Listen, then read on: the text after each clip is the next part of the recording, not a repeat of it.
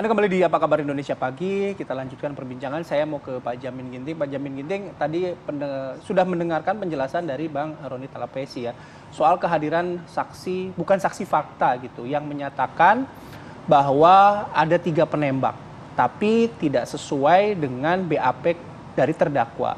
Tapi dalam persidangan terdakwa seperti atau seolah-olah mengiyakan apa yang disampaikan oleh bukan saksi fakta ini dari Pak Kamarudin ini. Nah, ini fakta-fakta ini bisa dimaknai seperti apa ya dalam persidangan ya, Bang?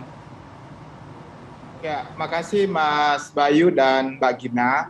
Selamat pagi semuanya. Jadi apa yang menjadikan dasar untuk mengungkapkan adanya suatu tindak pidana yang sudah dilakukan dengan surat dakwaan, jaksa penuntut umum harus membuktikan. Makanya yang pertama sekali dihadirkan ini baru terkait dengan saksi korban. Ya, jadi saksi korban yang pada saat ini yang dihadirkan kemarin itu adalah dari keluarganya. Nah, tadi menarik karena ada satu yaitu adik dari korban Reza, tetapi Reza sendiri pun tidak ada pada saat terjadinya penembakan tersebut, ya. Dan mereka hanya melihat dari apa yang sudah selesai terjadinya tindak pidana. Contohnya ya, korban dibawa ke Jambi lalu dibuka dan mereka melihat adanya tembakan di tubuhnya ya, jadi bekas-bekas tembakan, dan itu merupakan apa yang disebut sebagai saksi indirect evidence. Sedangkan saksi direct evidence yang langsung ya melihat, mendengar dan mengalami tindak pidana tersebut pada saat penembakan ya, pada saat penembakan hanya Baradae, lalu ada RR, ada Kuat Ma'ruf ya di situ, dan juga FS sendiri ya.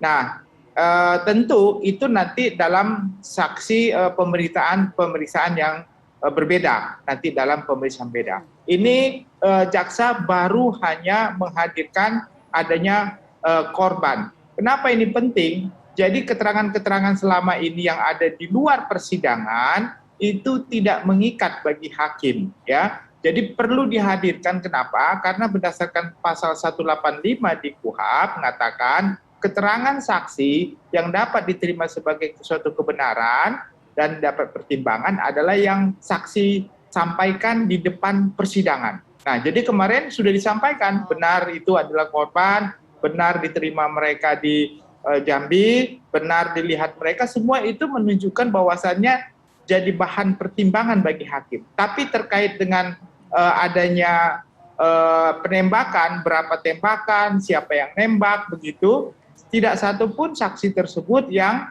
bisa memutuskan dan bisa menyatakan dengan benar siapa yang menembak, karena mereka tidak mengalami sendiri, tidak melihat sendiri, dan tidak mendengarkan sendiri terjadinya suatu hal tersebut.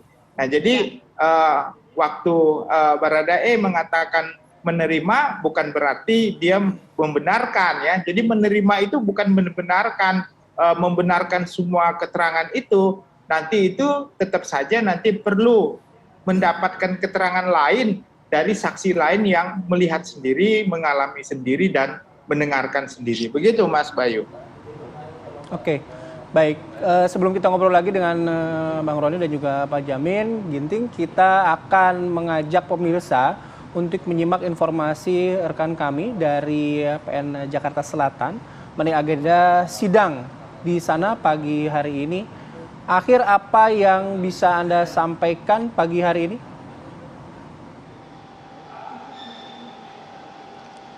Iya, Bayu dan juga Gina Vita, pada pagi hari ini memang agenda persidangan akan berlangsung kembali. Setidaknya ada 7 agenda persidangan yang akan berlangsung di Pengadilan Negeri Jakarta Selatan, di mana 2 kasus yaitu pembunuhan berencana dan juga obstruction of justice. Mana pada pagi hari ini nanti Majelis Hakim pertama akan membacakan putusan sela terhadap 4 terdakwa yaitu Verdi Sambo, Putri Chandrawati, Kuat Ma'ruf, dan juga Riki Rizal Wibowo, di mana kita tahu pada minggu lalu ini jaksa penuntut umum telah membacakan ataupun menanggapi eksepsi dari masing-masing terdakwa berempat. Kemudian nanti akan dilanjutkan dengan proses persidangan untuk obstruction of justice, yaitu Baikuni Wibowo dan juga Cuk Putranto, serta dilanjutkan dengan pembaca atau menghadirkan saksi terhadap AKP Irfan Widianto.